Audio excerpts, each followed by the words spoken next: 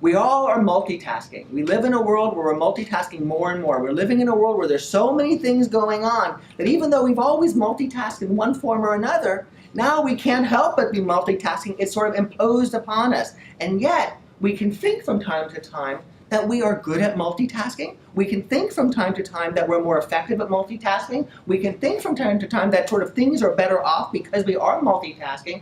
And to some extent, we do need to do several things at the same time or in close proximity. But in some ways, we're not aware of just how much we are shifting our attention and the cost that it can have.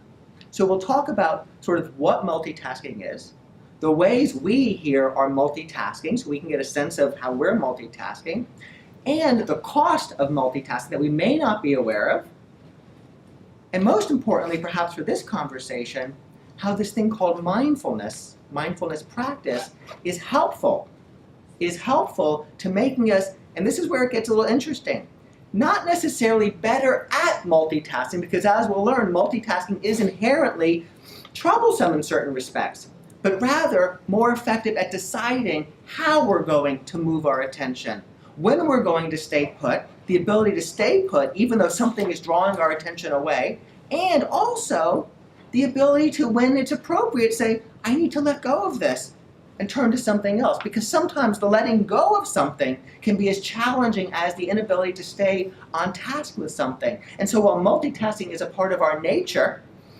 this world in which we live has really sort of sped up the process of keeping up with the multitasking demands and opportunities.